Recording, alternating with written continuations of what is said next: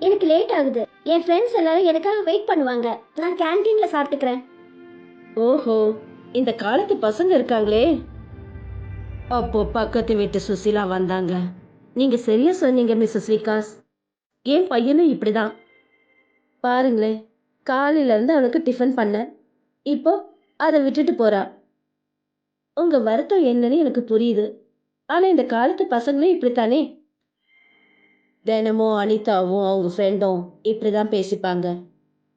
வருஷங்களும் போச்சு, ஆனா இவங்க ரொட்டீன் மாறதே இல்லை. இவங்க வீடு ரொம்ப பக்கத்துல இருந்ததால பேசுறதுக்கு வெளியே கூட வர வேண்டிய அவசியம் ஏற்படல. ஒரு நாள் ராத்திரி இந்த சொசைட்டிக்கு ஒரு திருடன் வந்தான். ஆனா இந்த இடத்துல ஏதாவது ஒரு வீட்டுல லைட் எரியறத அவன் கவனிச்சான். இவங்க யாரும் இன்னும் தூங்கின மாதிரி இல்லையே, நாம போய் அப்புறமா வரலாம். அப்ப அவனுடைய பார்வை அனிதா வீட்டு மேல பட்டுச்சு. இந்த வீட்ல யாரும் இல்லாத மாதிரி இருக்கு. இதை விட நல்ல சான்ஸ் கிடைக்காது. அந்த திருடன் பைப் வழியா ஏறினான். அவன் அந்த வீட்டு ஜன்னலை கஷ்டப்பட்டு திறந்தான்.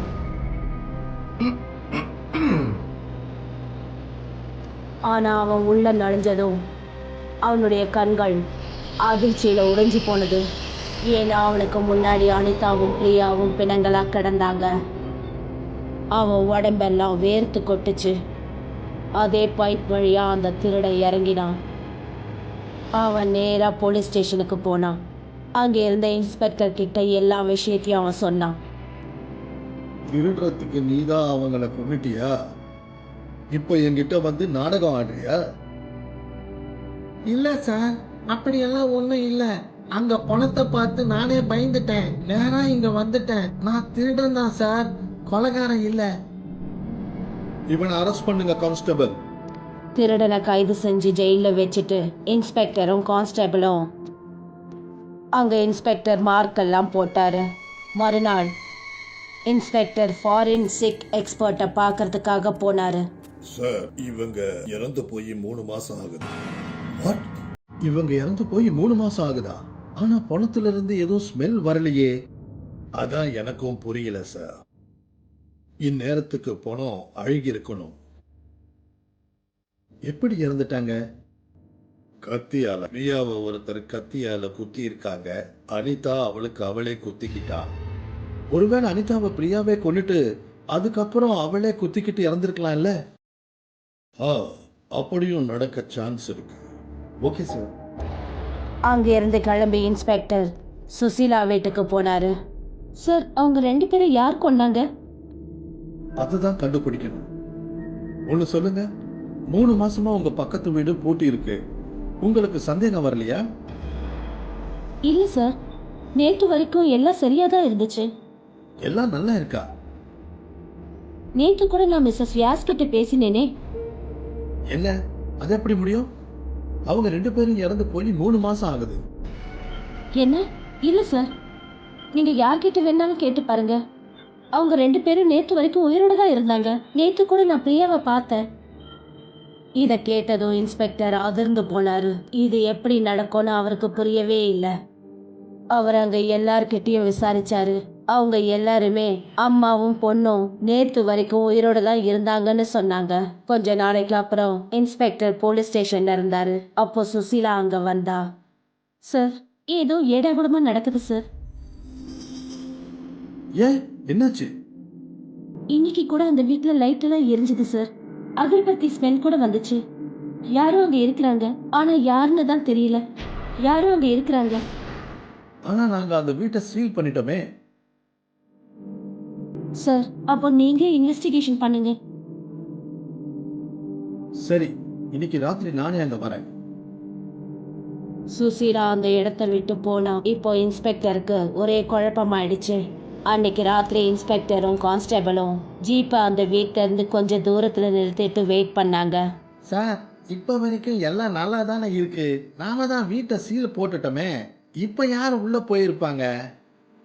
இந்த கேஸ் ரொம்ப ஆச்சரியமா இருக்கு. செத்து போய் 3 மாசம் ஆகுது. அக்கம் பக்கம் இருக்கிறவங்க இவங்க உயிரோடு இருக்கிறாங்கன்னு சொல்றாங்க. ஏதோ நடக்குது இங்க சஞ்சய். சரி சார், நீங்க வேணும்னா தூங்குங்க. நான் அந்த வீட்டை பார்த்துக்கிட்டே இருக்கேன். இல்ல சஞ்சய், இந்த கேஸ் எனக்கு தூக்கம் இல்லாம பண்ணுது. எனக்கு எங்க தூக்கம் வருது? அப்ப வாங்க சார், நீங்களும் நானும் போன்ல ஸ்னேக் லேடர் கேம் ஆடலாம். இந்த ஐடியா சூப்பர். தூக்கமும் வராது, டைம் பாஸும் ஆன மாதிரி இருக்கும். இன்ஸ்பெக்டரும் கான்ஸ்டபிளும் ஃபோனில் ஸ்னேக் அண்ட் லேடர் கேம் விளையாடிட்டு இருந்தாங்க. அங்க பாரு சஞ்சய், லைட் எப்படி ஆனாச்சு? அவங்க 2 பேரும் ஜீப்பை விட்டு கீழே இறங்கி நின்னாங்க. அப்போதான் அனிதா அவ வீட்டில இருந்து வெளியே வந்தா. அவளை பார்த்ததும் இன்ஸ்பெக்டருக்கும் கான்ஸ்டபிளுக்கும் தலை சுத்திடுச்சு. கான்ஸ்டபிள் அந்த இடத்துலயே மயங்கி விழுந்தாரு. சஞ்சய், சஞ்சய், எந்திரி சஞ்சய், எந்திரி. இருக்கு சார். இன்ஸ்பெக்டர் கான்ஸ்டபிளை ஜீப்ல உட்கார வச்சுட்டு அவர் மட்டும் அனிதா வீட்டை நோக்கி நடந்து போனாரு. இன்ஸ்பெக்டர் கதவை திறந்துட்டு உள்ள போனாரு. உள்ள நுழைஞ்சதும் சண்டை போடுற சத்தம் அவருக்கு கேட்டுச்சு. நான் தான் சொன்னில்ல பிரியா, உனக்கு அந்த பையன் பொருத்தமானவன் இல்லைன்னு. அம்மா, நான் அவனை விரும்புறேன். அவனை தான் கல்யாணமும் பண்ணிப்பேன். அப்போ இதுக்காக தான் இவ்வளோ நாளா நான் உன்னை கஷ்டப்பட்டு வளர்த்தேனா? அதெல்லாம் எனக்கு தெரியாது. அவன் ஏற்கனவே 3 கல்யாணம் பண்ணியிருக்கான், 3 பேரு டைவர்ஸ் பண்ணியிருக்கான். இது வரைக்கும் அவனை புரிஞ்சுக்கிற எந்த ஒரு பொண்ணும் கிடைக்கல. அதான் அப்படி. அம்மா, எங்க 2 பேருக்கும் நல்ல பொருத்தம் இருக்குமா? அவன் நிச்சயமா ஒன்னையே ஏமாத்திடுவான், அந்த 3 பொண்ணுங்களை ஏமாத்தின மாதிரி.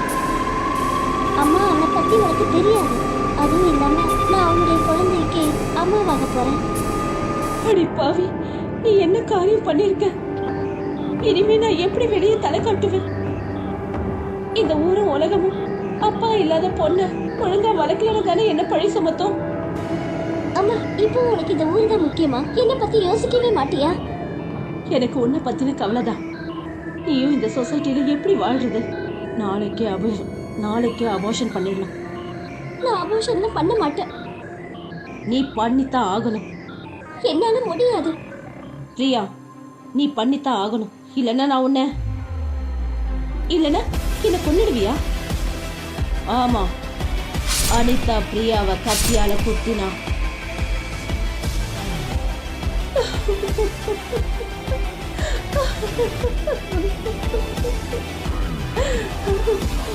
பிரியா, என் மகளே. அப்புறம் அனிதா கத்தியால தன்னைத்தானே குத்திக்கிட்டான். இது எல்லாத்தையும் இன்ஸ்பெக்டர் தன்னோட கண்ணால பார்த்தாரு. அதுக்கப்புறம் இன்ஸ்பெக்டர் மயங்கி கீழே விழுந்தாரு. மறுநாள் அவருக்கு காலையில முழிப்பு வந்ததும் அவரு கூட என்ன நடந்துச்சுன்னு அவருக்கே புரியல. மர்டர் எப்படி நடந்துச்சுன்னு இன்ஸ்பெக்டருக்கு தெரிஞ்சு போச்சு. ஆனா ஃபைல்ல அவர் என்னன்னு எழுதுவாரு? அனிதா பேய் தான் எல்லாமே சொல்லிடுச்சுன்னு எழுத முடியுமா? இந்த வீட்டில் அனிதாவும் பிரியாவும் சண்டை போடுற சத்தம் கேட்டுக்கிட்டே இருக்கும். பக்கத்தில் இருக்கிறவங்க பயத்தில் ராத்திரி வெளியில் வந்ததே கிடையாது. அப்புறம் இந்த வீட்டை டெல்லியின் ஹண்டட் வீடுன்னு சொல்லுவாங்க. ஆசம்கடுங்கிற ஊர்ல இருக்கிற ஒரு வீட்ல ராத்திரி ஆனதும் அலறல் சத்தம் கேட்கும். எங்களை காப்பாத்துங்க, தயவு செஞ்சு எங்களை காப்பாத்துங்க, காப்பாத்துங்க. அங்க நடந்தது என்ன வாங்க தெரிஞ்சுக்கலாம்.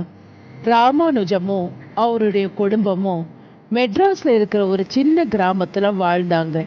அம்மா, நான் ஆசாம்கடுக்கு போயாகணும். எனக்கு டிரான்ஸ்ஃபர் ஆயிடுச்சு. நீயும் உன் மனைவியும் போங்க, நானும் ஸ்வராவும் இங்கதான் இருப்போம். ஆனா அம்மா, நான் நீங்க இல்லாம, என்னுடைய செல்லம் இல்லாம எப்படி இருக்கிறது? அதெல்லாம் எனக்கு தெரியாது. நான் இங்கதான் பிறந்தேன், இங்கதான் சாவேன். அது மட்டும் இல்லாம நான் நார்த் இந்தியாலாம் வரமாட்டேன். அங்க வாழ்ற வழிமுறைகள் வேற, இங்க வாழ்ற வழிமுறைகள் வேற. அப்புறம் நம்ம குலதெய்வம் இங்கதானே இருக்கு, அதனால நான் இங்கதான் இருப்பேன். உனக்கு வேணும்னா உன் பொண்ணு ஸ்வராவே கூட கூட்டிக்கிட்டு போ, அவளும் பெரிய பொண்ணு ஆயிட்டா. இந்த கிராமத்துல காலேஜ் எல்லாம் எங்க இருக்கு? ஒருவேளை அவளுக்கும் நல்ல படிப்பு கிடைக்கலாம் இல்லையா? அம்மா, அப்படின்னா இறுதியா உங்க முடிவு இதுதானா? ஆமா. ராமானுஜம் அவங்க அம்மா கிட்ட எவ்வளவோ எடுத்து சொல்லி பார்த்தாரு. அவனோட அம்மா ஆசம்கட வரத்துக்கு தயாராவே இல்ல. அதனால ராமானுஜம், அவருடைய மனைவி, அவரோட பொண்ணு 3 பேரும் கிளம்புறதுக்கான ஏற்பாட பண்ணாங்க. ஸ்வரா, ஞாபகம் வச்சுக்கோ, அங்க போய் நம்ம கலாச்சாரத்தை மறந்துடக்கூடாது. தினமும் நம்ம குலதெய்வத்துக்கு நீ தான் பூஜை பண்ணணும், இல்லனா தெய்வ குத்தமாயிடும். அதுக்கப்புறம் குலதெய்வத்தை குளிர வைக்கிறது ரொம்ப கஷ்டம். சரி பாட்டிமா. மறுநாள் ராமானுஜம், அவரோட மனைவி, பொண்ணு 3 பேரும் கவர்மெண்ட் வண்டியில புறப்பட்டாங்க. பாவம், அவங்களுக்கு என்ன நடக்க போகுதுன்னு அவங்களுக்கே தெரியாது. பாட்டியும் நம்ம கூட வந்திருந்தா எவ்வளவு சந்தோஷமா இருந்திருக்கும். உனக்கு பாட்டியை பத்தி தெரியும் இல்ல, நான் எவ்வளவு சொல்லி பார்த்தேன், ஆனாலும் அவங்க ஒத்துக்கலையே. நீ ஒண்ணு ஞாபகம் வச்சுக்கோ, நாம கூடிய சீக்கிரத்துல அந்த ஊர்க்காரங்க கிட்ட சேர்ந்து போகணும். ஆ, எனக்கும் தெரியும். நீங்க ஸ்வராவுக்கு நல்ல காலேஜா பாருங்க. அத பத்தி நான் எல்லாத்தையும் என்னுடைய கொலி கிட்ட சொல்லி வச்சிருக்கேன். நாம சேர்ந்த உடனே சர்வேவை நல்ல காலேஜ்ல அவன் சேர்த்துடுவான். ராமானுஜமும் அவங்க குடும்பமும் ஆசம்கட் போய் சேர்றதுக்குள்ள சூரியன் மறைய ஆரம்பிச்சிடுச்சு. அவங்க வண்டியை விட்டு கீழே இறங்கினதும் சந்திரனை பார்த்து வணங்கினாங்க. அந்த சமயம்தான் அவருடைய ஆபீஸ் கொலீக் அவங்கள பாக்குறதுக்காக வந்தாரு. உங்க ஜர்னி எப்படி இருந்தது? நல்லா இருந்தது, கொஞ்சம் அசதியா இருக்கு. நீங்க கார்ல இருந்து இறங்கின உடனே யாருக்கு வணக்கம் வச்சீங்க? ஓ அதுவா, எங்க கல்ச்சர்ல சந்திரனுக்கும் வணக்கம் வைப்போம், அதே மாதிரி சூரிய பகவானுக்கும் வணக்கம் செய்வோம். ஓ அப்படியா, ரொம்ப வித்தியாசமா இருக்கு. சந்திரனுக்கு வணக்கம் செய்வீங்களா? எங்க ஊர்ல எல்லாரும் செய்வாங்க, அதனால நாங்க இத எங்களுடைய வழக்கமா வச்சிருக்கோம். ஓகே விவேக், நாளைக்கு காத்தால ஒரு பூசாரியை கூப்பிடுங்க, வீட்டுல குலதெய்வத்தை சிலைய பிரதிஷ்டை பண்ணு. ஓகே ஓகே, அதை பத்தி பூசாரிக்கு முன்னாடியே சொல்லிட்டேன். அவரு காலையிலேயே வந்துடுவார். அது வரைக்கும் நீங்க ஓய்வெடுங்க. சாப்பாடு டேபிள் மேல வச்சிருக்கேன். தேங்க்ஸ் விவேக், நல்ல வேலை செஞ்சீங்க. விவேக் அங்க இருந்து கிளம்பின உடனே ராமானுஜமும் அவங்க குடும்பமும் வீட்டுக்குள்ள நுழைஞ்சாங்க. பாவம், பயணம் செஞ்சு வந்ததுனால ரொம்ப டயர்ட் ஆயிட்டாங்க. அதனால ஃப்ரெஷ் ஆயிட்டு உடனே சாப்பிட்டாங்க. அம்மா, தோசை இல்லையாம்மா? கண்ணா, இது நார்த் இந்தியாமா, இங்க டின்னருக்கு தோசை எல்லாம் கிடைக்காது. ஆனா நாம சாப்பிடுவோமேம்மா. இப்போதைக்கு நீ இந்த பரோட்டா சப்ஜியை சாப்பிடு, நான் நாளைக்கு உனக்கு தோசை பண்ணி தரேன். ஸ்வராவுக்கு விருப்பம் இல்லைனாலும் அந்த பரோட்டா சப்ஜியையும் சாப்பிட்டா. அதுக்கப்புறம் அவங்க ரூமுக்கு போய் தூங்கினாங்க. மறுநாள் காலையில குலதெய்வத்தை பிரதிஷ்டை பண்ணாங்க. அதுக்காக பூசாரி அவங்க வீட்டுக்கு வந்தாரு. ஐயா, உங்க வீட்டுலதான் குலதெய்வம் பிரதிஷ்டை பண்ணணுமா? ஆமா, நீங்க உள்ள வாங்க. பூசாரி பூஜை அறையில மந்திரங்களை சொன்னாரு. குலதெய்வம் சிலைய கொண்டு வாங்க, அப்படியே கிண்ணத்துல பாலும் கொண்டு வாங்க. ராமானுஜத்தோட மனைவி ஒரு பாத்திரத்துல பால் கொண்டு வந்தாங்க. ராமானுஜம் சிகப்பு துணியால கட்டப்பட்ட குலதெய்வத்தை கொண்டு வந்தாரு. ராமானுஜம் அந்த சிலைய பூசாரி கிட்ட கொடுத்தாரு. பூசாரி அந்த சிலைக்கு பால் அபிஷேகம் பண்ணாரு. இந்த மாதிரி சிலைய நான் இதுதான் முதல் தடவையா பார்க்கிறேன். இது எந்த தேவதை சிலை? இது ருத்ர பைரவி சிலை. ருத்ர பைரவியா? மந்திர காரணங்களும் அகோரிங்களும் பூஜிப்பாங்களே. இல்ல ஐயா, எங்க ஊர்ல எல்லாரும் ருத்ர பைரவிய தான் பூஜிக்கிறாங்க. சரி விடுங்க, நான் இந்த சிலைய பிரதிஷ்டை பண்ணுறேன். அந்த பூசாரி மந்திரங்களை சொல்லி அந்த குலதெய்வத்தை பிரதிஷ்டை பண்ணாரு. அப்புறம் தன்னோட தட்சிணைய வாங்கிக்கிட்டு அங்க இருந்து அவர் கிளம்பினாரு. கோவிலுக்கு வந்த ராமானுஜத்தோட பக்கத்து வீட்டுக்காரங்க கிட்ட அந்த பூசாரி என்ன சொன்னாருன்னா, ஜாகிரதையா இருங்க, உங்க பக்கத்து வீட்டுல இருக்கிறவன் மந்திரவாதி மாதிரி இருக்கான். அவங்க பாக்குறதுக்கு அப்பாவி மாதிரி இருக்காங்களே. இவங்க எல்லாம் மந்திரவாதி குடும்பமா? தெரியல, பூசாரி தான் சொன்னாரு. அங்க பாத்தியா, அவங்க மாடியில நின்னுக்கிட்டு சந்திரனை கும்பிடுறாங்க. அப்ப சந்தேகமே இல்ல, இவங்க நிச்சயமா மாய மந்திரம் பண்றவங்க தான். எல்லாரும் இப்படியே முணுமுணுக்க ஆரம்பிச்சாங்க. அதுக்கப்புறம் ஒரு நாள் எல்லாரும் ஒண்ணு கூடி, இந்த மாதிரி மந்திரம் பண்றவங்க எல்லாம் நம்ம வீதிக்குள்ள இருக்கவே கூடாது. நாம இவங்களை இங்கிருந்து துரத்திடணும். எனக்கு ரொம்ப பயமா இருக்கு. இந்த மாதிரி மாய மந்திரம் பண்றவங்க எல்லாம் குழந்தைங்கள பலி கொடுப்பாங்களாம். இதை நினைச்சு பார்க்கவே எனக்கு ரொம்ப பயமா இருக்கு. ஆமா, இவங்களை இங்கிருந்து துரத்திடணும். ஆமா, துரத்திடணும். ஆமா ஆமா இவங்கள இங்க இருக்க கூடாது.